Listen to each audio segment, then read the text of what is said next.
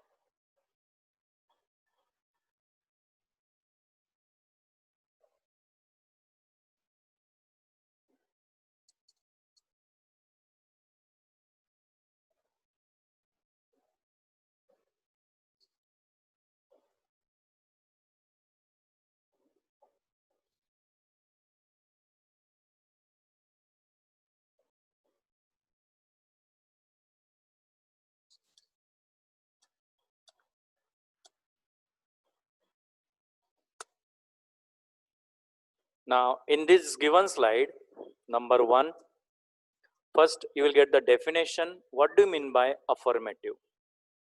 Read the sentence. Affirmative is a sentence which gives a positive or negative meaning, but it never has or it does not have any kind of a negative word, not opposite words, negative words. Okay? Which are those negative words? No, not, nothing, never, none, nobody, no one, etc. These words cannot be used in your affirmative sentences. Okay, there may be some exceptional cases. I'll talk about that later on. But whereas in negative sentence, first understand what do you mean by negative sentence. Negative sentence is a sentence which gives positive or negative meaning. But what is the important thing here? It always has one negative word. कोई भी एक negative word उसमें होना ही चाहिए, वरना उसे negative sentence नहीं कह सकते. जैसे कि एक तो no, not, none, never, nothing or some other negative words. Okay? Now, while changing from affirmative into negative or from negative into affirmative, the two important basic points you need to remember are as follows. क्या याद रखना है आपको सबसे important in दोनों को एक दूसरे में चेंज करने के पहले? While changing affirmative and negative into each other, दोनों में एक दूसरे में चेंज करने के टाइम में एक चीज का ख्याल रखना. What is it? The meaning does not change at any cost. किसी भी हाल में मीनिंग नहीं बदलना चाहिए. सेंटेंस बदलेगा लेकिन उसका अर्थ नहीं बदलना चाहिए, मीनिंग नहीं बदलना चाहिए. Okay? Second thing, there are some of the words which are very important while changing affirmative into negative. Affirmative का negative या negative का affirmative चेंज करते समय कुछ important words हैं, उनको भी ध्यान में ले लो. जैसे कि there are some words which I have mentioned here. Negative and affirmative sentences can be framed, दोनों बना सकते हैं हम, by using avoid, reject, refuse, restricted, prohibit, forbid, etc. ऐसे बहुत सारे वर्ड्स हैं और बहुत सारे ऐसे टर्म्स हैं जिनको हम यूज करके अफर्मेटिव का नेगेटिव और नेगेटिव का अफर्मेटिव चेंज कर सकते हैं. Let us see some examples now. See the example in this given slide, slide number 3 here. First example. Now, as per the sentence which is given in your column number 1, question number 1, I understood the lesson properly. Now remember one thing here. What is it? In the given sentence there is a word understood which is in the past tense. Correct? उसका present tense क्या होता है? Understand, और कभी कभी understands भी हम use करते हैं. ओके? कभी कभी मतलब जब सेंटेंस में ही, शी, इट या कोई सिंगुलर व्यक्ति, सिंगुलर चीज, सिंगुलर जगह, एनी सिंगुलर नाउन जिसको कहते हैं, अगर वो आता है, at that time we are using s or es in the verb. जैसे example, she plays, he plays, it shows, the man runs. ये कुछ एग्जाम्पल्स है जिनमें हम क्या कर रहे हैं, वर्ब में s या es डालते हैं. जैसे कि the boy catches the ball, अब इसमें es लगाया हमने, कैच का catches. उसी तरह से जिसमें s es नहीं लगता ऐसे वर्ड कौन से हैं? I, we, you, they. I play, we play, you play and they play. Sir इनकी इंपॉर्टेंस क्या है, आपके दिमाग में आ रहा होगा, इससे क्या फायदा होगा सर? बहुत इंपॉर्टेंट है, उसके बारे में भी हम बात करेंगे कि कब कौन सा क्या यूज करना है. तो एक चीज याद रखना, जैसे if you are having the verb form in a present form here, you have to use do or does. अगर सेंटेंस में अंडरस्टैंड होता तो मैं डू यूज करता, सेंटेंस में अंडरस्टैंड्स होता तो मैं डज यूज करता, लेकिन सेंटेंस में अंडरस्टूड है, इसकी वजह से जो पास्ट टेंस है मैं डिड यूज करूंगा. But remember one thing very properly. What is it? भले आपने डू डज डिड यूज कर लिया, लेकिन बाद में उस वर्ड को जब आप लिखेंगे वापस तो प्लीज एक चीज का ख्याल रखना. कौन सा? Do understand, does understand, did understand. सबसे ज्यादा गलती यहां पर बच्चे करते हैं, डिड लिखने के बाद अंडरस्टूड लिख देता है. ओके? तो वो पास्ट टेंस में नहीं लिखना है. So how will the sentence change into negative? I understood the lesson properly. मुझे लेसन अच्छे से ध्यान में आ गया. ठीक है? तो उसको हम नेगेटिव में लेके जा रहे हैं. I did not fail to understand the lesson properly. मैं लेसन को समझने में यस पीछे नहीं रहा, या फिर मुझसे कोई गलती नहीं हुई उस लेसन को समझने में. गलती नहीं हुई, ये नहीं जो वर्ड है, ये नेगेटिव वर्ड इसमें डालकर हम उसको नेगेटिव बनाते हैं. तो फेल टू जो वर्ड है, it can be use to change from affirmative to negative also. Okay, let us move in the sentence number 2. Now this is a pen. एकदम सिंपल सेंटेंस है, तो आपके दिमाग में पता आंसर क्या आएगा? This is not a pencil. Eraser क्यों नहीं? कंपास बॉक्स क्यों नहीं? टेबल क्यों नहीं? चेयर क्यों नहीं? बैग क्यों नहीं? है ना? बड़े आश्चर्य की बात है ना. पेन नाम का शब्द जो है, इसका कोई नेगेटिव, यानी कि sorry not negative, opposite word नहीं है. जैसे कि मैं आपके सामने एक चीज पकड़ के बैठा हूं, duster. This is a duster, तो आप क्या बोलेंगे? This is not a marker, pen, ball pen, ink pen. क्या बोलेंगे? इसका ऑपोजिट है वो? नहीं. तो ऐसे हालात में क्या करना है? इस वर्ड को वैसा ही रखकर सेंटेंस को नेगेटिव बनाने के लिए एक नियम बना हुआ है. And what is that rule? This is nothing but a pen, this is nothing but a duster. So remember this thing very properly. Those words which do not have any kind of opposite, do not change them, keep them as it is. Pen है तो pen ही रखिए, duster है तो duster. लेकिन अगर कोई opposite word होता, okay, अगर ऑपोजिट वर्ड होता तो हम उसका यूज करके सेंटेंस को नेगेटिव बना सकते थे. जैसे कि सेंटेंस नंबर 3 में देखिए, the knife is very sharp. अब शार्प का तो ऑपोजिट होता है ना? शार्प है मतलब जिसे आसानी से कट सकता है, लेकिन जो ब्लंट है, जो कटने में तकलीफ देता है, उसे ऑपोजिट वर्ड कहते हैं ब्लंट. तो हम उस सेंटेंस को नॉट डालकर उस शार्प का ऑपोजिट यूज करके सेंटेंस चेंज कर सकते हैं. But do not forget, you have to put negative word, not, never, nothing, जो भी सुटेबल है वो ऐड करना होगा. So change the following sentence into negative as follow. The knife is very sharp. This will change into negative as follow. The knife is not blunt. Clear हुआ? Meaning नहीं बदला, meaning वैसा ही है. लेकिन और एक बात समझा देता हूं मैं. कभी कभी कुछ वर्ड्स के ऑपोजिट होते हैं, जैसे कि फादर का मदर है, ब्रदर का सिस्टर है. तो अगर मैंने गलती से आपको ये सेंटेंस पूछा, ही इज माई फादर, तो आप he is not my mother कैसे बोल सकते हैं? ही भी बोल रहे हो, मदर भी बोल रहे हो, ये जेंडर कैसे उसमें मैच हो पाएगा? नहीं होता है। तो इस सेंटेंस में आप फादर को फादर ही रखेंगे, भले उनका ऑपोजिट बनता है मदर। तो कैसे चेंज करेंगे इसको? He is none but my father, he is no one but my father. तो ऐसे कुछ एक्सेप्शनल केसेस हैं जिनके बारे में हम आगे स्टडी करेंगे। Okay, I hope you are getting the points very clearly. Now in the sentence number 4, the active person becomes inactive. Active व्यक्ति इनएक्टिव बन जाता है। तो वो एक्टिव व्यक्ति क्या नहीं बन पाता या क्या नहीं रहता, तो वो लिखना है हमें।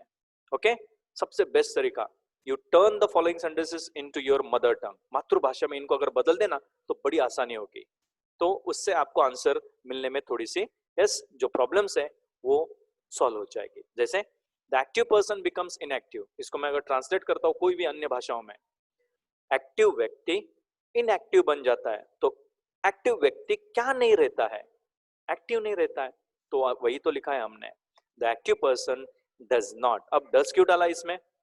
क्योंकि सेंटेंस में बिकम्स आपका मेन वर्ब था, और उसमें जब एस ई एस लगता है तो हम हमेशा डज यूज करते हैं। So take the care of this matter very properly. The active person does not remain active, मतलब क्या हो जाता है? वो इनएक्टिव हो जाता है। एक्टिव नहीं रहता है मतलब इनएक्टिव हो जाता है, और इस तरह से हम नेगेटिव चेंज कर सकते हैं। Now fifth number, here are some all the type of the sentences मैंने जो दिए है आपको, सब अलग अलग प्रकार के हैं, सब में एक लॉजिकल आंसर्स है। फिफ्थ में भी देखो आप, I got the first prize. सबसे पहले आपके दिमाग में क्या स्ट्राइक होगा पता है? I did not get the second prize. Third क्यों नहीं? फोर्थ क्यों नहीं? लास्ट क्यों नहीं? क्योंकि फर्स्ट का आप ऑपोजिट क्या समझ बैठे? सेकंड। तो सेकंड का ऑपोजिट थर्ड, तो 10 का ऑपोजिट 20। ऐसा नहीं होता है। 10 का ऑपोजिट 11 क्यों नहीं? अगर फर्स्ट का सेकंड है तो ये भी सॉल्व होता है ना। Yes, so take care of this thing again. I got the first prize, तो इसका आंसर फर्स्ट का फर्स्ट ही रखना है आपको। फर्स्ट का सेकंड भी नहीं लिखना है, लास्ट भी नहीं लिखना है। So I did not fail to get the first prize. Got the point all of you? मैं फर्स्ट प्राइज लेने से पीछे नहीं रहा या मैं हारा नहीं, तो उसका आंसर हमें बिना मीनिंग चेंज किए लिखना होता है। So understand this properly. Now let us move in the next slide with the some more examples with complete descriptions. Clear? Now see the next sentence. यहाँ पर मैंने जानबूझ के कुछ sentences only नाम का जो word होता है, जब वो affirmative sentence में आता है, how to change these sentences हमने पहले भी example देख लिया, फिर भी एक बार उसको overlook कर लेता है। okay? एक बार देख लेते हैं। Only he can play good cricket. सिर्फ वो एक व्यक्ति ऐसा है कि जो अच्छा क्रिकेट खेल सकता है।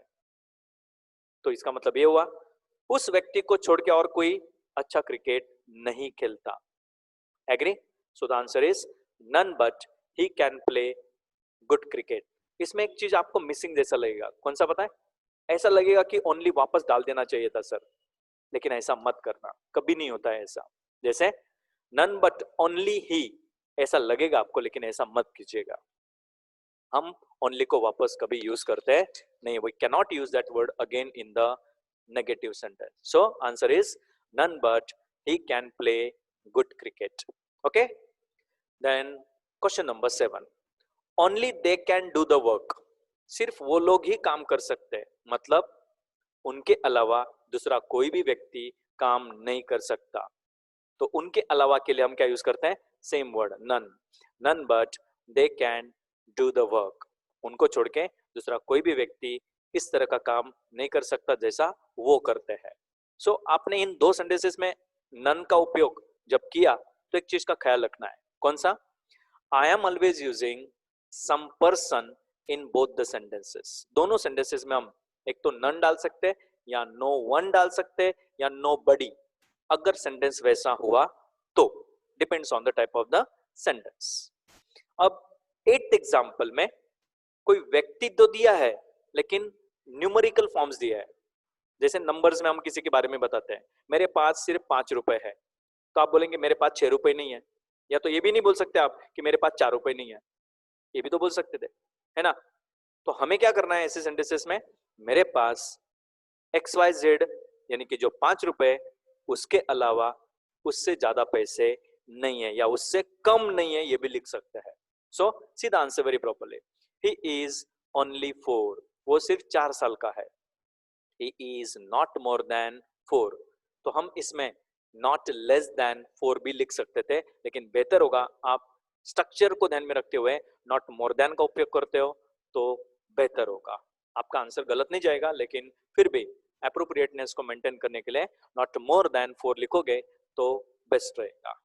Then in the question number 9, they have only 2 cars. इसमें न्यूमेरिकल फॉर्म्स है, लेकिन यस चीजों के बारे में बात कर रहे हैं हम, तो इसमें भी मोर देन का उपयोग होगा. So they don't have more than 2 cars. ये सब सेंटेंसेस ओनली के सेंटेंसेस हैं जो बहुत सही ढंग से चेंज करने पड़ता है. Okay, these are the some of the sentences of only. Now let us move in the question number 10. What is that sentence? You must yield to your fate. तुम्हें अपने नसीब को क्या करना चाहिए? अपनाना चाहिए या यस उसे हासिल करना चाहिए.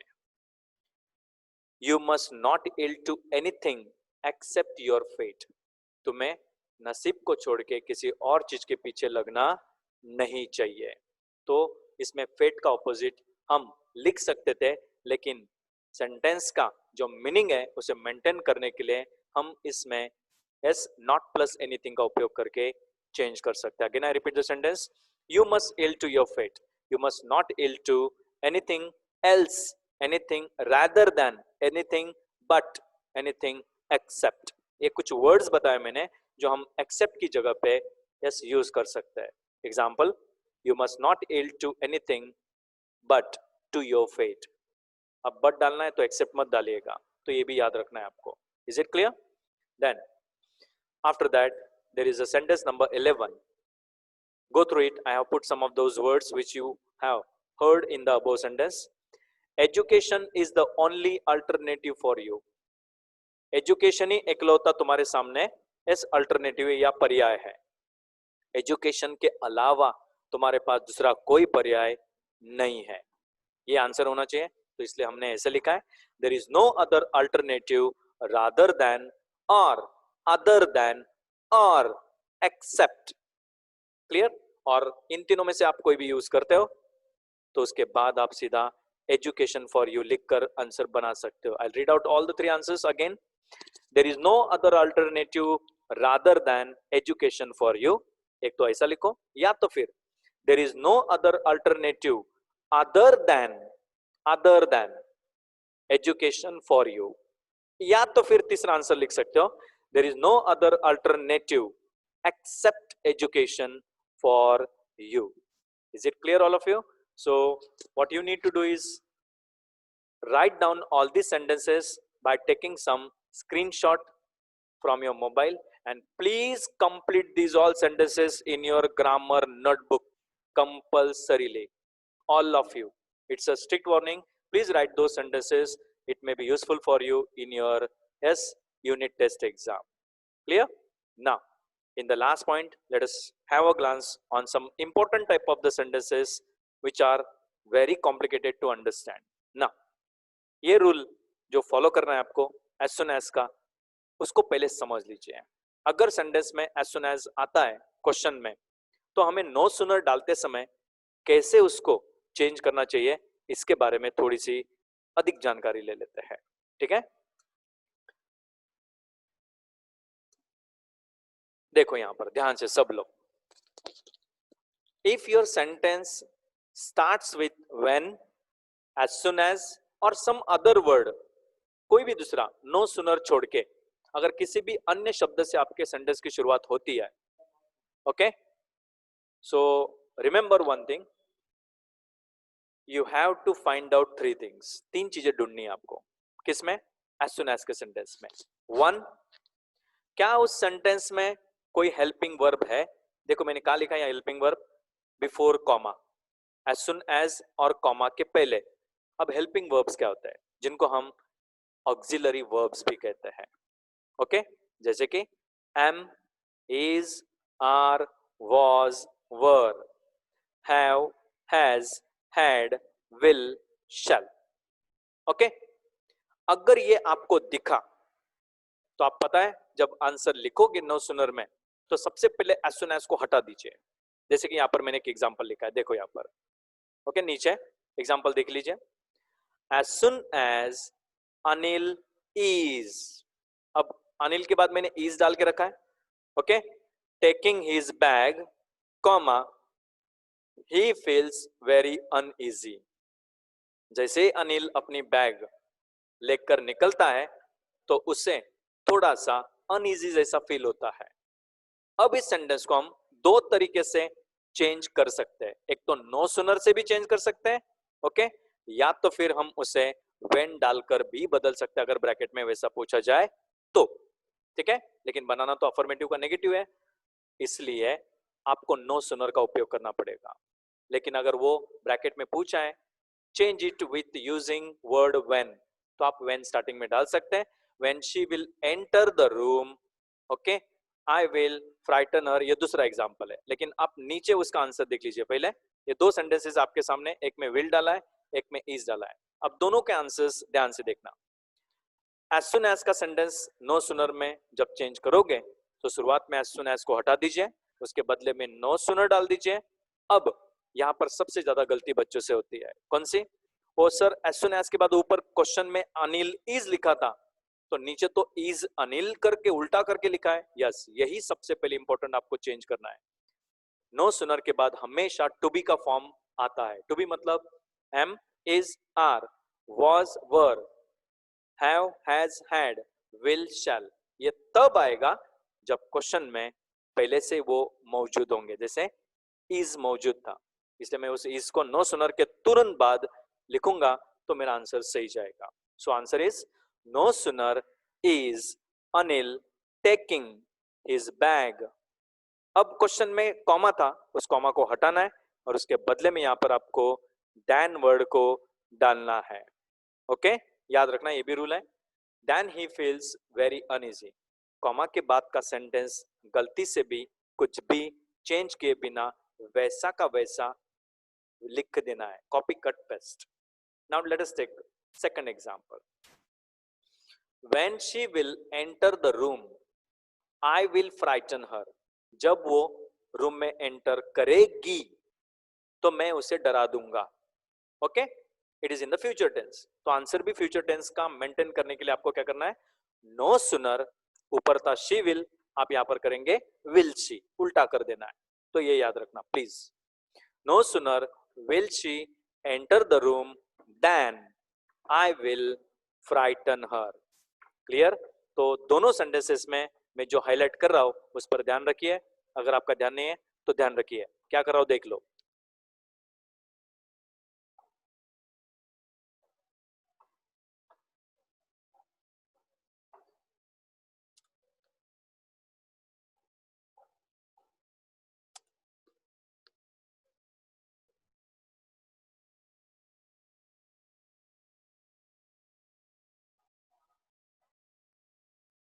इस देन वर्ड को अगर आप भूल गए तो आधा मार्क कट जाएगा।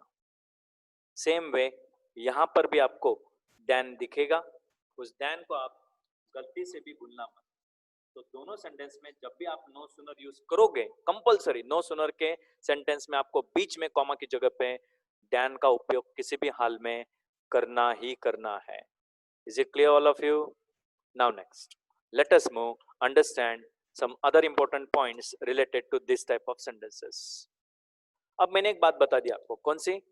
अगर सेंटेंस में हेल्पिंग वर्ब्स है तो ठीक है सर, समझ में आ गया दैट वही हेल्पिंग वर्ब यूज करना है। बट अगर नहीं हुआ तो क्या करेंगे आप? तो आपके सामने दूसरा पर्याय है, देखो मैंने एक एग्जांपल दिया है। कौन सा? सेम मैनर में, इन द सेम वे जैसे हेल्पिंग वर्ब्स थे, in the same way you need to use modals. अगर सेंटेंस में मोडाल्स दिए हैं, अब मोडाल्स क्या होता है? Will, would, shall, should, may, might, can, could, must, have to, need to, dare to, ought to, use to, ये सब नहीं आते हैं, इनमें से कुछ गिने चुने आते हैं। Example, the moment, as soon as की जगह पे मैंने द मूमेंट यूज किया है।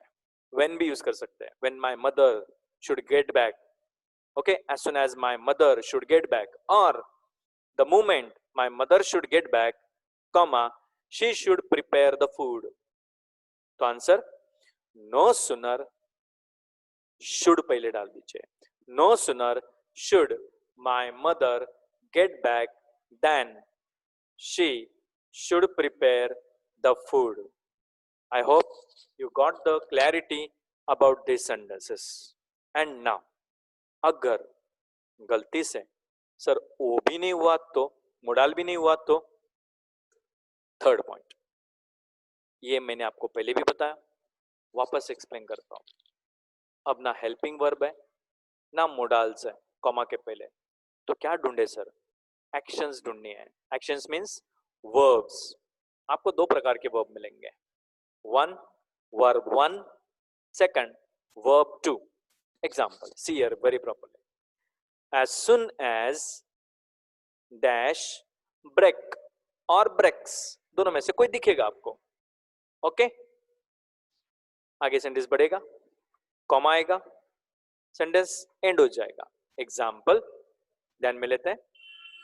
Okay, as soon as I break the pot, जैसे मैं पॉट को तोड़ देता हूं, comma, my mother scolds me badly, मेरी मम्मा मुझे बहुत बुरी तरह से डांटती है. Now, according to the sentence, how will you change it? No sooner do, break था इसलिए do, breaks होता तो does, ये याद रखना, लेकिन बाद में मुझे break ही लिखना है.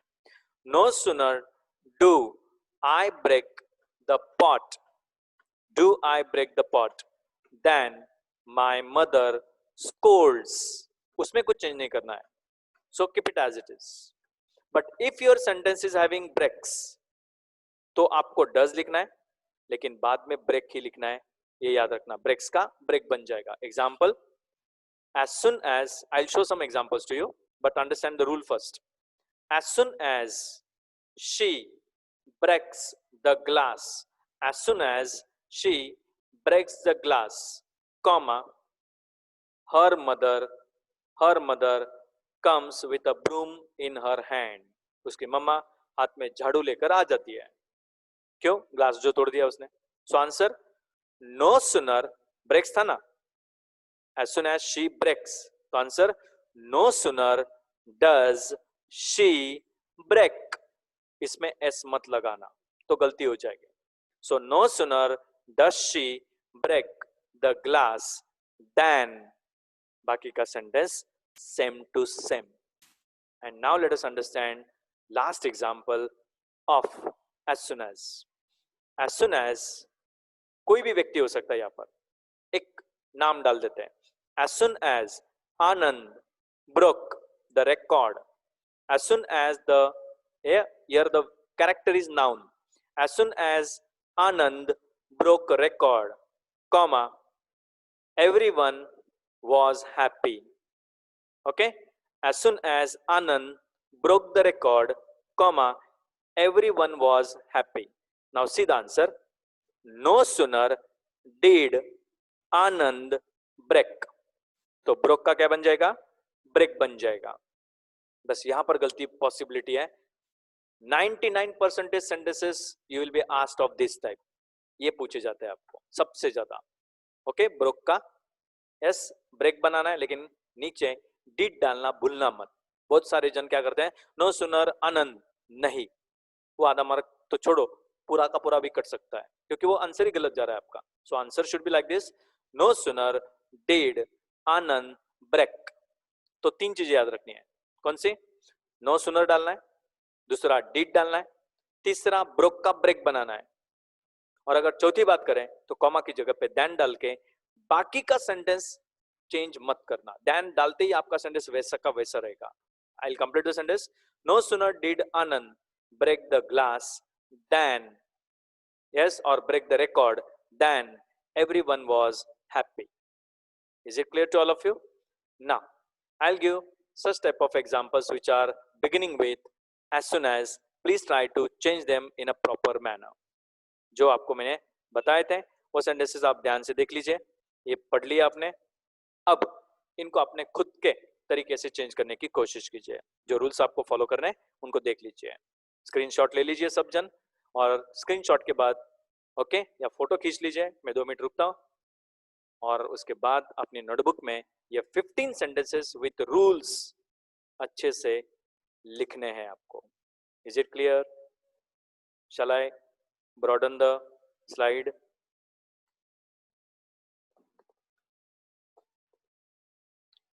कितनी स्लाइड रहेगी? तो देखो, इसमें आपको सेंटेंसेस ध्यान से पढ़ने आते हैं। एक स्क्रीनशॉट ले लीजिए।